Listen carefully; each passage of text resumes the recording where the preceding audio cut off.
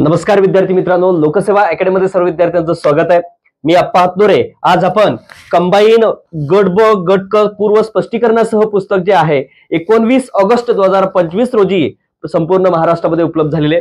ही 7वी आवृत्ती आहे, fully updated 25-26 ची। ओके, तर याबद्दल हे पुस्तक कसं आहे किंवा काय विद्यार्थी बरेच विद्यार्थी म्हणतायत की सर याच्या तुमच्या काय तुम्ही याच्या जे काय आहे रिव्ह्यू बनवा, तर मग मी ते बनवतोय आज। ओके, तर मित्रांनो या पुस्तकाला 19 ऑगस्टला आलेलं आहे, आज 21 ऑगस्ट आहे। तर फक्त केवळ 2 दिवसामध्ये मित्रांनो आउट ऑफ स्टॉक झालेलं आहे पुस्तक। त्याबद्दल तुमचं सर्वांचं मनापासून खूप खूप आभार आणि येत्या 2 दिवसामध्ये पुन्हा पुस्तक सर्वत्र उपलब्ध करून देऊ याची ग्वाही तुम्हाला मी नक्की देतो।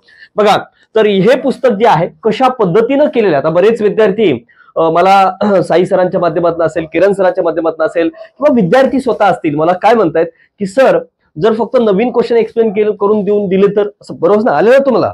तर मग त्यात मी तुम्हाला खरंच सांगतो मित्रांनो, पब्लिक फायनान्स टॉपिक काढून बघा, नदी प्रणाली काढून बघा, तुम्हाला जुना क्वेश्चन कुठं जुन्याचं एक्सप्लेनेशन दाखवा रे मला।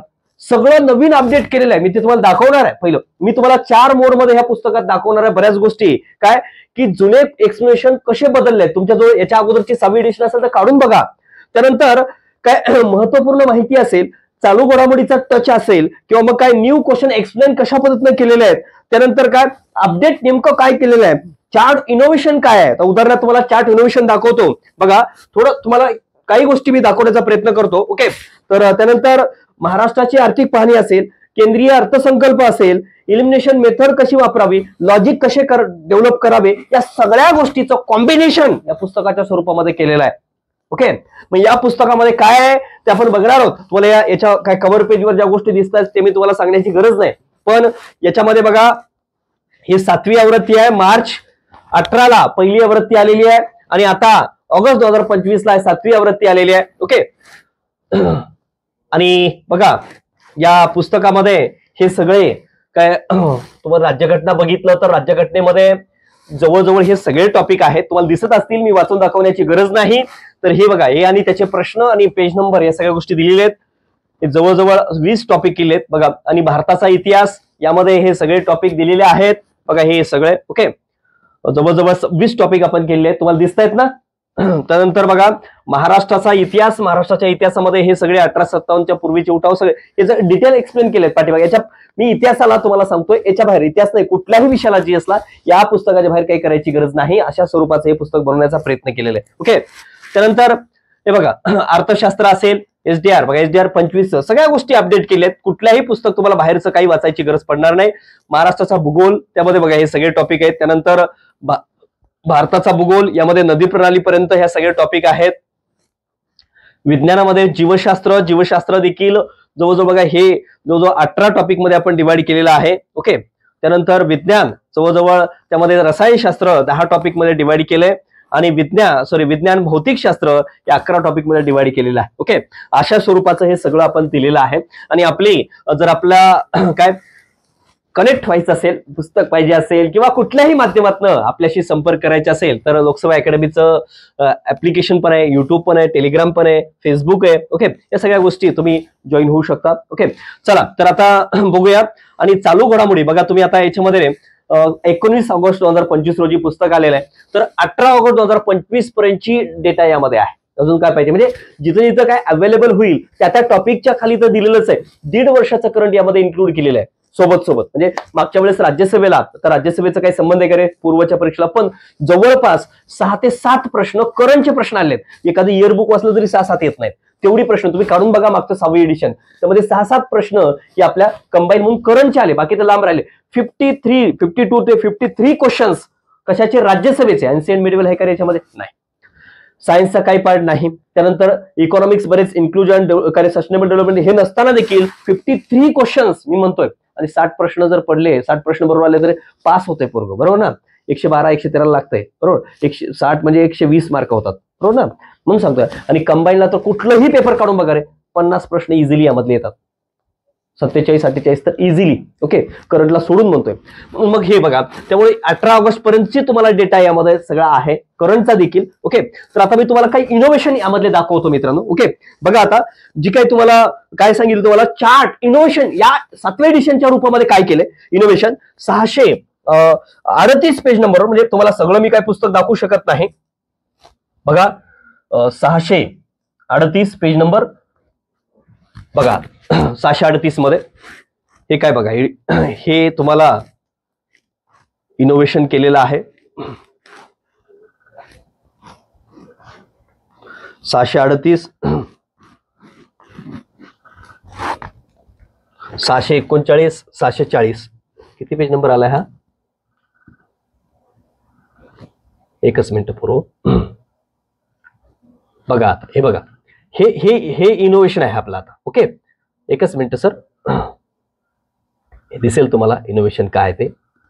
बघा हे तुम्हाला क्लिअर दिसणार नाही कारण हा आडवा पेज ठेवलेला आहे. बघा यामध्ये मित्रांनो हे तुम्हाला दिसतंय का नाही माहिती नाही मला, कारण हे अशा स्वरूपात द्यावं लागलं मला, कारण वस्तूच्या गटानुसार पहिले 3 देश, वैयक्तिक वस्तूनुसार हे तुम्हाला जवळजवळ कधीपर्यंतची 20 21 22 हे दिसत असेल. बघा 21 22 ची आकडेवारी, 22 23 ची आकडेवारी, हे आडवा असा एक पेज दिलेला आहे पूर्ण. ओके, हे पेज पूर्ण.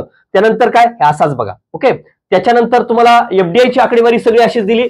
भारतात सर्वाधिक एफडीआय गुंतवणूक करणारे पहिले 4 देश, कोणत्या क्षेत्रात करते आणि कोणत्या राज्यामध्ये आकर्षित होते, हे तुम्हाला एक कॉम्बिनेशन चार्ट स्वरूपात द्यायचा प्रयत्न केला. मी सगळे चार्ट दाखवू शकत नाही सर या ठिकाणी, का तर वेळ तुम्हाला, कारण मग खूप मोठा व्हिडिओ होईल. बरोबर, 1100 पेजेसचं पुस्तक आहे, म्हणून या सगळ्या गोष्टी मी इथे दाखवू शकत नाही. पण तुम्हाला काही चार्ट तुम्हाला यामधले दाखवलेले आहेत. हे असं आपलं इनोव्हेशन या ठिकाणी केलेलं आहे. आणि त्यानंतर तुम्हाला दाखवतो महाराष्ट्राची आर्थिक पाहणी कशी वापरलेली आहे, प्रत्येक ठिकाणी कसं डिटेल महाराष्ट्र आर्थिक पाहणी प्रत्येक टॉपिकच्या पाठीमागं जिथं गरजेचं आहे त्या प्रत्येक ठिकाणी देण्याचा प्रयत्न या ठिकाणी केलाय, ते पण तुम्हाला दाखवतो. महाराष्ट्र आर्थिक पाहणी. ओके, बघा आता आपण चार्टचं इनोव्हेशन बघितलंय, आता महाराष्ट्र आर्थिक पाहणी बघूया 681 पेज नंबरवर.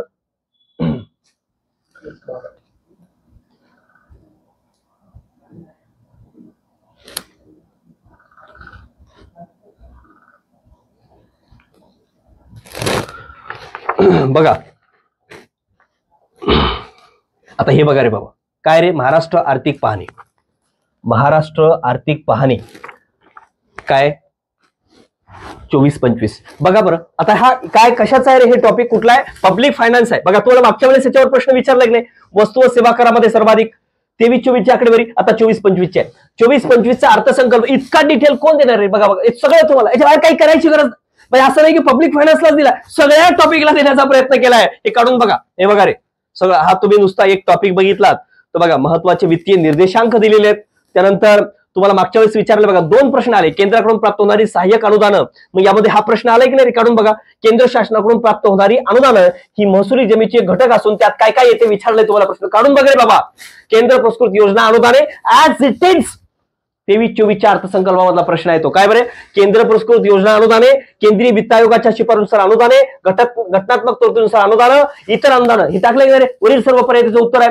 मग इथंच अजून एक प्रश्न विचारला सांगितलाय जीएसटी वर. ओके, असे 2-3 प्रश्न नुसते याच्यावर विचारलेत मित्रांनो. बघा मग हे सगळं तुम्हाला दिलेलं आहे. आणि महत्वपूर्ण माहिती म्हणला तर बघा रे बाबा. ओके, तुम्हाला महत्वपूर्ण माहितीचा पॉइंट आहे, तर महत्वपूर्ण माहिती प्रत्येक टॉपिकच्या पाठीमागं, मग त्या टॉपिक मध्ये जेवढे काय करे पीवायक्यू झालेले आहेत 21 प्रश्न संचामधले ते जवळपास करे त्या स्वरूपात देण्याचा प्रयत्न केलाय. बघा आलाय की नाही प्रश्न, हे सगळं बघा तुम्हाला एक पब्लिक फायनान्स तेवढा महत्वाचा आहे, त्यामुळे सगळं दिले लक्षात घ्या. महत्वपूर्ण माहिती म्हणजे तुम्हाला काय दाखवलं मी, आर्थिक पाहणी पण दाखवली. बघा आता अजून एक आर्थिक पाहणीचं तुम्हाला पॉइंट दाखवतो.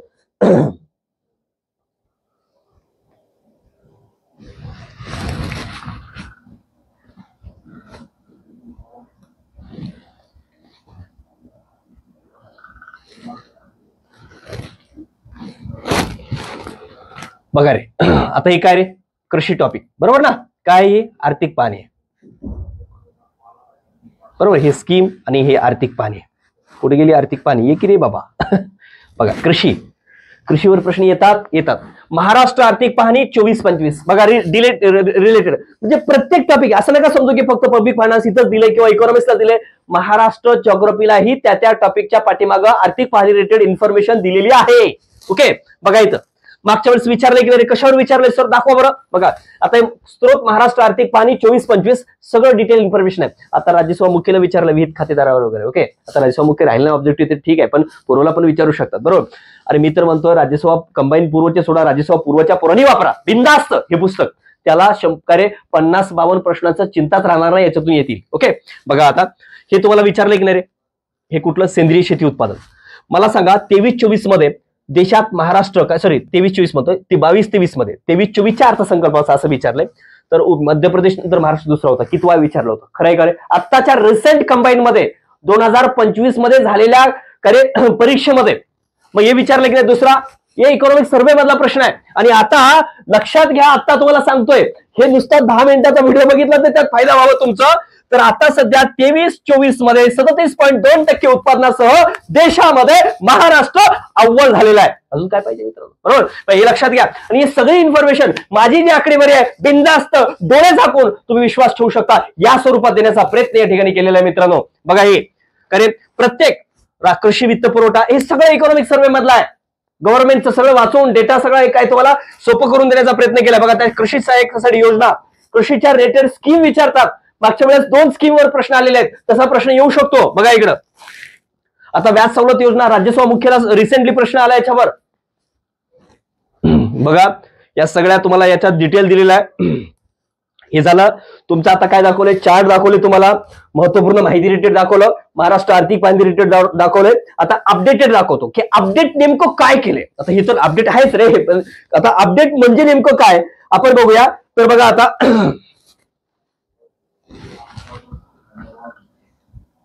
आता अपडेटेड पॉइंट दाखवतो मी. ओके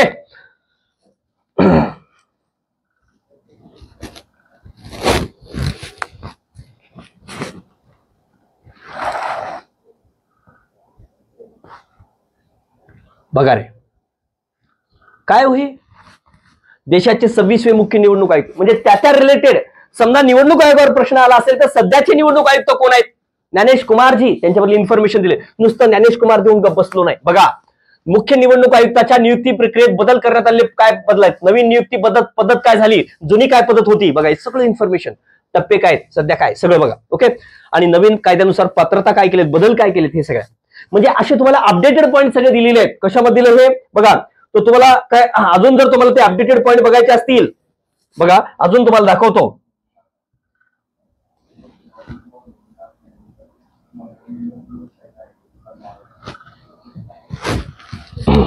हे बघा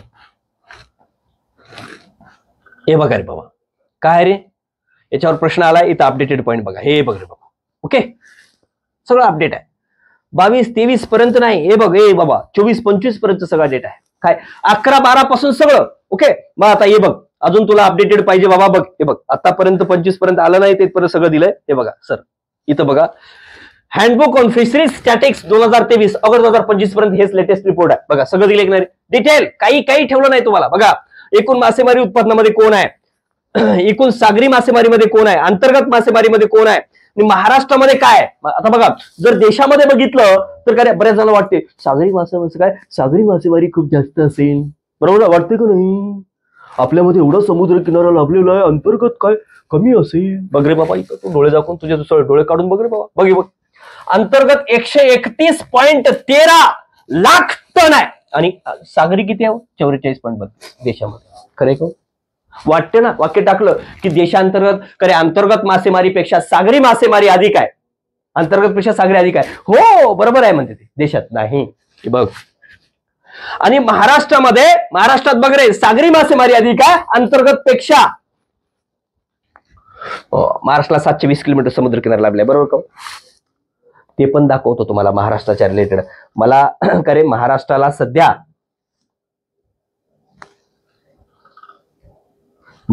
मित्रांनो लक्षात ठेवा, तर महाराष्ट्राला सध्या 877.97 किलोमीटरचा समुद्र किनारा लाभलाय आता नवीन अपडेट नुसार. ते पण तुम्हाला बघायला म्हणजे सगळ्या गोष्टी मी दाखवू शकत नाही रे. बघा या अपडेटेड गोष्टी कळाल्या का तुम्हाला. बघा याच्यामध्ये बऱ्याच गोष्टी अपडेट आहेत. हे तुम्ही बघा प्रत्येक गोष्ट तुम्ही काही काढून बघा, सगळं अपडेटेड या ठिकाणी इन्फॉर्मेशन आहे. अपडेटेड काही पॉईंट दाखवले तुम्हाला, तर न्यू एक्सप्लेनेशन दाखवतो. न्यू एक्सप्लेनेशन बघा आता काही न्यू एक्सप्लेनेशनचे पॉईंट आपण बघूया.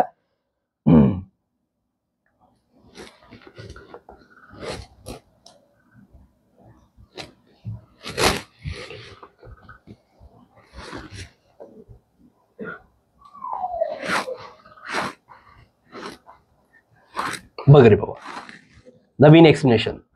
भारतीय संविधानाच्या कोणत्या कलमात विधानसभेची तरतूद आहे? अरे बाबा बघ इथं गट कला काय विचारलंय, विधानसभेचे कलम विचारलेला आहे. इथं बघ, इकडे बघ, महाराष्ट्र गट सेवा गट 2 फेब्रुवारी 2025 गट मला विचारलाय का रे? राज्य विधिमंडळाचा कलम विचारलेला आहे. म्हणजे तिथंच प्रश्न फिरतायत, हे लक्षात घ्या. म्हणजे काय रे, तेच कलम विधानमंडळ, विधानसभा, विधान परिषद. मग आता एकदाच काय रे, हे बघा, हे सगळी कलम दिले. कोणतं कलम राहील रे आता? प्रश्न येईल का बाहेर सर याच्या? ओके, बघायचं, काहीच प्रश्न बाहेर येणार नाही, हे सगळं येऊन टाकलं, सगळी महत्वाची कलम. आता तुम्हाला इथं बघा काय रे, त्याच्यानंतर हे बघा, राज्यपाला संबंधित महत्वाची सगळी कलम एका जागी, काही अशा स्वरूपाचं स्पष्टीकरण देण्याचा प्रयत्न या ठिकाणी केलेला आहे मित्रांनो. त्यानंतर बघा, तुम्हाला अपडेटेड नवीन क्वेश्चनचं एक्सप्लेनेशन कसं दिलंय ते दाखवतोय.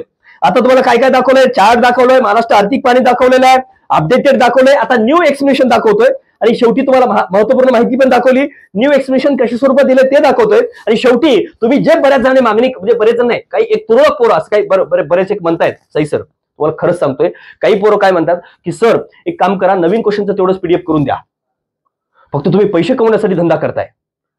मित्रांनो, मी चोऱ्या माऱ्या करून पैसे कमवत नाही, खरंय का? मेहनत करून कमवतोय.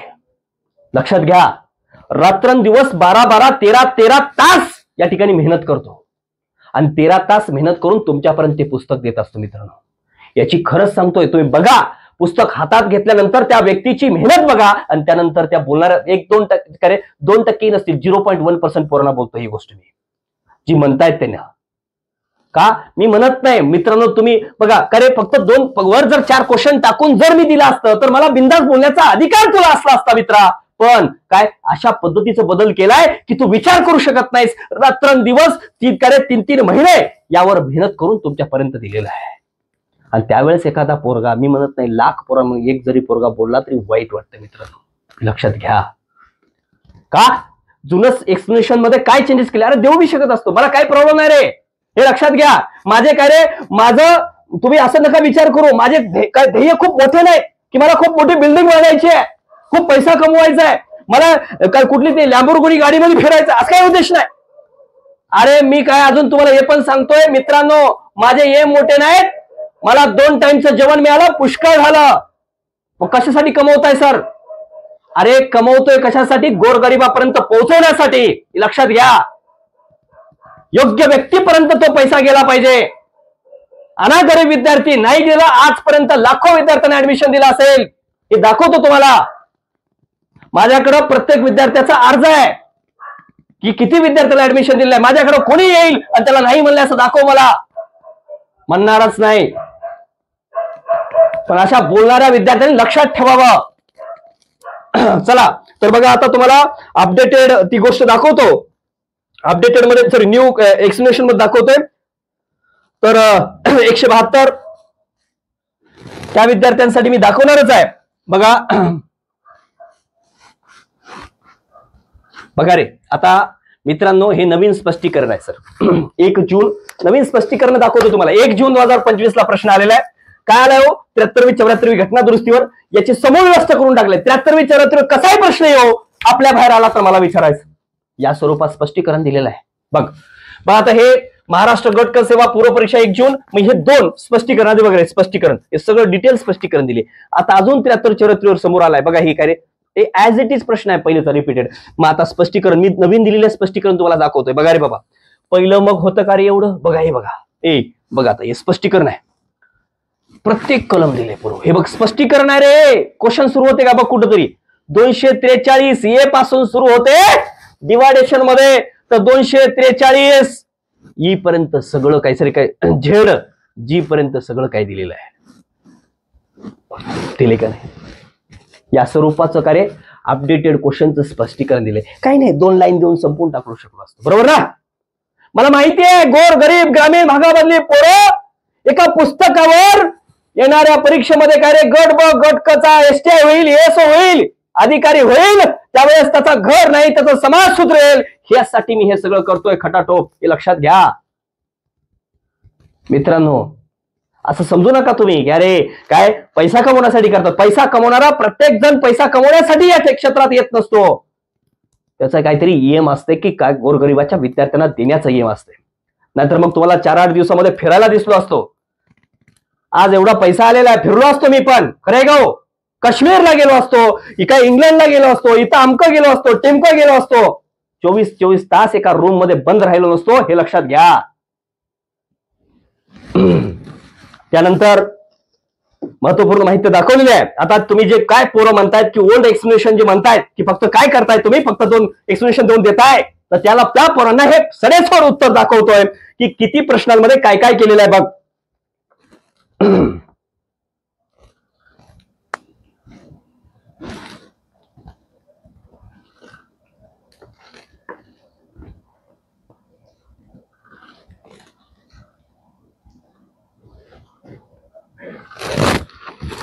बघ बाबा, कोण आहे हे? कधीचा आहे प्रश्न? 20चा आहे, बरोबर. असहकार चळवळ दाखव बरं पहिल्याच्या याच्यामध्ये हे सगळं चौरी चौरा घटना काय होती रे? थोडं 1-2 वळी लाईन होती. कधीचा आहे? 18चा प्रश्न आहे, एक्सप्लेन केले बघ. जुन्या स्पष्टीकरणामध्ये प्रत्येक बदलूनच टाकले रे. पब्लिक फायनान्स अख्खा टॉपिक काढून बघ. जुना 6वी एडिशन काढून बघलास ना, काही दिसणार नाही. 7व्या एडिशन मध्ये एवढं दिसेल नवीन, सगळंच नवीन लिहिलंय काय सरनं. सगळे क्वेश्चन पुढे एक्सप्लेन केले की काय हे तुला लक्षात येईल. नदी प्रणाली काढून बघ, प्राकृतिक भूगोल काढून, कुठला आहे म्हणजे काय सांगतोय, मॅक्सिमम काय रे जुन्या ओल्ड एक्सप्लेनेशन मध्ये चेंजेस करत असतो. मग नवे 2 दे म्हणल्यानंतर 2 देऊन मग बाकीच्यांचं वाटोळ करायचं काय? काही पोरांना 400, अरे आपलं 1 वर्ष जात आहे, त्यासाठी 400-500 रुपयाच्या पुस्तकाला मागं पुढे बघू नये हे तर मला वाटतं. आणि ज्याची खरंच अडचण आहे, 500 रुपयेही भागत नाहीत, बिंदास माझ्याशी कॉन्टॅक्ट करा की. खरे गाव मी आहे त्यासाठी. मी सांगतोय ना, महाराष्ट्रामधून तशी 1000 विद्यार्थी निघो, करे 1000 विद्यार्थी निघो. या स्पर्धा परीक्षेच्या विद्यार्थ्यांनी जे मला मिळवून दिलेलं आहे ती ताकद उपलब्ध करून दिलेली आहे. 1000 विद्यार्थ्याला एक फुकट पुस्तक देईल याची क्षमता माझ्यामध्ये आहे. तुला हे पण सांगतोय, ती असले गरीब असले पाहिजे आणि त्या गरीब विद्यार्थ्यापर्यंत पोहोचवण्याची ताकद माझ्यामध्ये आहे. आजपर्यंत नाही म्हणला तरी 6 ते 7 कोटीच्या विद्यार्थ्यांना काय क्लास मोफत दिलेला आहे. दाखवतो तुम्हाला प्रूफ, या माझ्याकडे. अरे मी कधी असं का बोलून दाखवत नाही, काही जी काय रे नग असतात त्यांच्यासाठी हे बोलून दाखवतोय. बघा त्यानंतर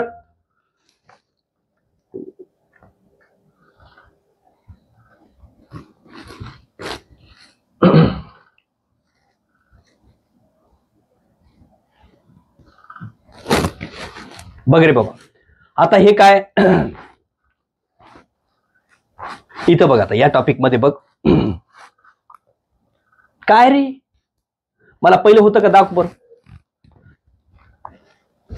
प्रवाही फक्त 2 वाक्यामध्ये होतं. 12वी स्टेट बोर्ड मधलं जशास तसं घेतलं होतं, एवढंच टाकलं होतं 12वी स्टेट बोर्ड. आता बघ बरं, आता स्पष्टीकरण बघ बरं. बघ हे कधीचा प्रश्न आहे? 21चा आहे. मी जुन्या स्पष्टीकरणात व्हॅल्युएशन केले दाखवतोय. म्हणतोच ना तो 2 स्पष्टीकरण 2 पेपर टाकले, तेवढं दे, घेऊन जाय, कधी पण घेऊन जा, ज्याला गरज आहे सर त्याला मी तेवढं देतो. पण तुझं नुकसान आहे हे दाखवून देण्यासाठी एवढं बोलतोय. आणि हे जे मेहनत घेतली आहे बघा, त्याच्यावर जास्त मी फोकस देत नाही. पण तुला सांगतोय जुन्या स्पष्टीकरणात व्हॅल्युएशन केलेले आहे. सर मी 6वी एडिशन वापरू का? मी परवाच घेतली. मी घ्या म्हणणार आहे का सर? तुमची मर्जी आहे ती. मित्रांनो, मी माझं मेहनत केलेलं आहे. मी विद्यार्थ्यापर्यंत चांगलं पोहोचवण्याचा प्रयत्न या ठिकाणी करत असतो. ते माझं कर्तव्य आहे. मी चांगलं काही देण्याचा प्रयत्न विद्यार्थ्यापर्यंत करतोय. मी आता दिवाळीला ड्रेस घेतलो, आली पंचमी, घेऊ का? प्रश्न विचारतोस का तो? खरंय का? विचारतो? नाही विचारत. आज साधा ड्रेस घ्यायला गेला असतो 2000 रुपये, 1000-2000 रुपये शोधला, ड्रेस मिळत नाही. मित्र म्हणतो काय 4-5 रुपये ड्रेस घेतात, तिथं बघत नाही तुम्ही. म्हणून मित्रांनो, हा गरीब, मी काय म्हणतोय, गरिबांसाठी मी म्हशी आहे. तुम्ही टेन्शन करू नका त्याचं. मी स्वतः सांगतोय ना, जो गरीब आहे ते बिंदास माझ्यापर्यंत पोहोचणार आहे बाबा. मी हाय म्हणतोय. मी त्या विद्यार्थ्याला नाही म्हणणार नाही, घरपोच पोहोचवतो. जो देऊ शकतो अशा विद्यार्थ्यांकडून घेतलं पाहिजे का नाही हे तुम्ही सांगा. मग त्यांच्याकडून आल्याशिवाय गरीबापर्यंत प्रोव्हाइड कसं होईल? सरकारनं टॅक्स नाही लावला तर गरीबासाठी स्कीम कशी राबवेल? बरोबर. म्हणून गरीबापर्यंत पोहोचवण्यासाठी, योग्य व्यक्तीपर्यंत पोहोचवण्यासाठी मी काय तुमच्या माहितीच तो सांगतोय, मी रात्रंदिवस मेहनत करतोय, त्याचं कमवतोय. राजकारण्यांसारखं गोंडांसारखं कार्यक्रम आहे का आपला? नाही. रात्रंदिवस मेहनत करतोय आपण, चांगलं काम करतोय या क्षेत्रामध्ये आणि त्याच्या स्वरूपात मिळालेला पैसा समाजापर्यंत पोहोचवण्याचा प्रयत्न मी 100% करेल. बघा इथं स्पष्टीकरण बघा रे. ओके, डिटेल स्पष्टीकरण दिले. आता अजून हा जुना प्रश्न दाखवतो तुम्हाला बघा.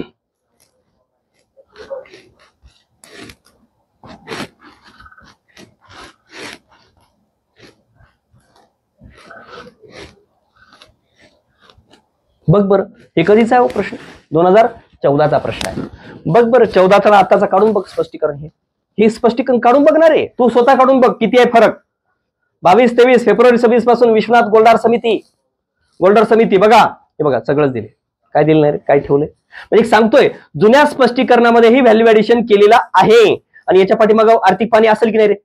100% असणार. प्रत्येक टॉपिकच्या मागे दाखवलं म्हणून काय झालं. ओके बघ, महाराष्ट्र आर्थिक पाणी म्हणजे असं तुम्ही कितीतरी टॉपिक तुम्हाला दाखवू शकतो. कितीतरी पॉईंट म्हणजे जुन्या स्पष्टीकरणामध्ये अनेक टॉपिक दाखवू शकतो मला, अनेक. मी तर किती लिस्ट आणली बघा, जवळजवळ एका कार्य चेंज ओल्ड एक्सप्लेनेशन मधले जवळजवळ तुम्हाला असे कितीतरी पेजेस होतील. 100, 200 पेजेस सापडतील. पण नॉर्मल काही तुम्हाला दाखवण्यासाठी आणलेलं आहे.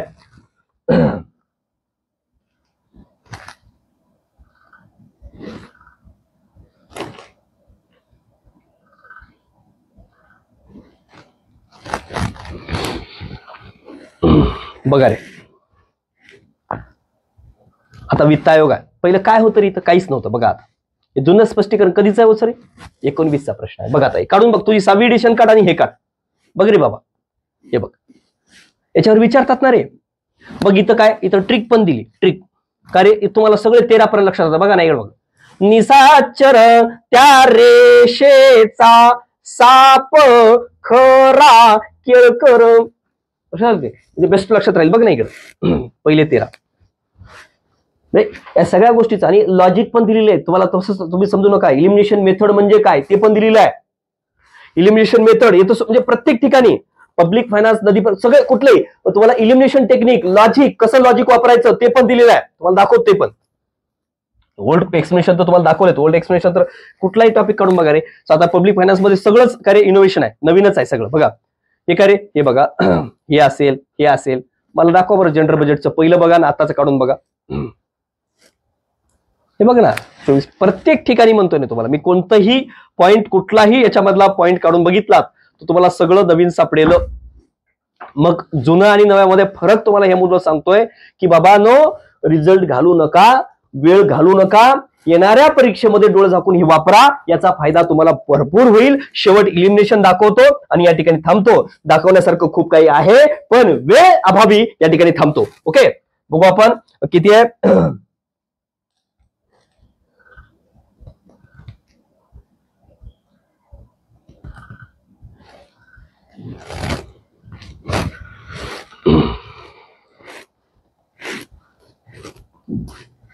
बघ आता इलिमिनेशन मेथड काय सांगितले रे. नंदुरबार मधील तोरणमाळ जलाशयाला यशवंत सागर म्हणतात. ही माहिती यापूर्वी प्रश्नात दिलेली आहे. मग याच्या पूर्वीच्या स्पष्टीकरणात दिलेली आहे. मग हे माहिती असेल तर तुमचं उत्तर थेट येते. बघ काय काय येते बघ इथं. बघ रे, आता जर काय रे यशवंत सागर काय नंदुरबार म्हणते. नंदुरबार म्हणजे तोरणमाळ या ठिकाणी आहे. बच काय पाहिजे, एक पाहिजे. बच एक कुठं आहे हो? मी थोडं 2 मिनिटं बघा इकडे इकडे बघा रे बाबा. इलिमिनेशन मेथड कुठे गेलं बा, थांब की रे, कास करतोय इकडे. हो रे थोडस, हा ठीक आहे. दिसतंय का, दिसतंय ना. बघा आता काय म्हणते नंदुरबार म्हणजे बीचं काय पाहिजे हो, बीचं यशवंत सागर पाहिजे. बीचं एक पाहिजे. बघ रे, बीचं एक इथं आहे का रे, हे येणार नाही. बीचं एक इथं आहे का, नाही. इथं आहे का, हो इथं आहे. इथं आहे का, नाही. मग इथं फक्त एका जागीच आहे म्हणजे उत्तर काय आहे का ती. हे बघा नंदुरबार मधील तोरणमाळ जलाशयाला यशवंत सागर म्हणतात. ही माहिती यापूर्वी प्रश्न दिली आहे. ही माहिती असेल तर बाकी सगळेच पर्याय काय माहित असावं, काय गरज आहे का रे, निश्चित गरज नाही. लक्षात. मग इथेही बघ लॉजिक, जोड्या जोड्यावरला प्रश्न सोडताना जी जोडी कन्फर्म माहिती आहे त्यावरून उत्तराकडे जावे. आता रायगड भीरा म्हणजे कच 2 पाहिजे. आता कच 2 कुठे आहे रे, फक्त एका जागीचा आहे 4 नंबर आहे की नाही. कच 2 हे बघ की भीरा अनेक वेळेस विचारले की रे, ते माहित असलं प्रश्न उत्तर येतं बरोबर ना. म्हणजे लॉजिक दिलेले आहेत, इलिमिनेशन मेथड दिलेले आहेत, अप्रोच कसा डेव्हलप केला पाहिजे ते दिलेलं आहे सगळ्या गोष्टी. आणि काही काही ठिकाणी दिलंय पण की बापू काही काही ठिकाणी अशी आकडेवारी देऊन विचारला असेल प्रश्न, हे रॅन्डमली दिलेलं आहे, इथं येत नाही, गप निघून जा. अशा प्रश्नावर लक्ष देऊ नको, तर या प्रकारचा कंटेंट कव्हर करण्याचा प्रयत्न करशील असंही सांगितलंय काही ठिकाणी. काही ठिकाणी स्पष्ट उल्लेख केला, एखादी समजा आकडेवारी विचारली त्याचंही स्पष्टीकरण देतात. आजकाल काय चॅट जीपीटी निघाले, काही पण स्पष्ट करू शकते माणूस. तिथे येईल का हो सर? नाही येणार. 100 प्रश्नापैकी जर आपले 100 पैकी 100 येतील का? नाही. एखादा प्रश्न असा असतो ते सोडून टाकायचा असतो, त्याला अटेम्प्ट करायची गरज नसते. अशा स्वरूपाचेही प्रश्न मी त्या ठिकाणी एक्सप्लेन केलेला आहे. अशा स्वरूपाचं हे स्पष्टीकरण दिलेलं आहे. मित्रांनो लक्षात ठेवा, या सुंदर असं हे स्पष्टीकरण केलेलं आहे आणि हे आपलं कंबाईन स्पष्टीकरणाचं 7वी आवृत्ती आलेली आहे. तुम्हाला चुकांना तर जागा भेटणारच नाही, कारण 7वी आवृत्ती आहे. अशा स्वरूपाचं आपलं लक्षात घ्या हे कार्य, याच्या स्वरूपाचाच कार्य 21,000 प्रश्न संच पण आपलं 25 ऑगस्ट रोजी येणार आहे. ओके, म्हणून तेही तुम्ही बिंदास्त घ्या, कारण त्यामध्ये कुठल्याही चुका नाहीत. आजपर्यंत कुठला विद्यार्थी पाठवला नाही, आता काय पाठवणार आहे? ओके, तर यासोबत प्रश्नसंच 21,000 वापरा. एवढं जर जीएसएल वापरला, याच्या पलीकडे काही वापरायची गरज नाही. इव्हन करंट देखील यामध्ये तुमचे 5-6 प्रश्न इझिली कव्हर होतील याची शाश्वत देतो आणि या ठिकाणी थांबतो. धन्यवाद मित्रांनो.